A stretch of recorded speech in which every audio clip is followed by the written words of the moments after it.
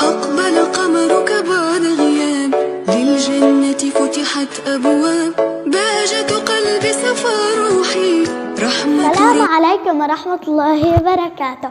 معكم الطالبة صباح مسعود من الصف الثاني 3.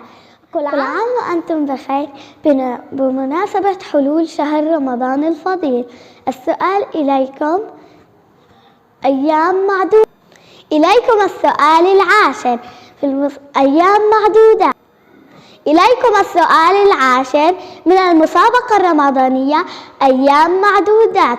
هو فيلسوف اشتهر بإتقان العلوم الحكمية، وكانت له قوة في صناعة الطب. ولد في مدينة فاراب، يعود الفضل إليه في إدخال مفهوم الفراغ. لقب بابن سينا وابن رشد.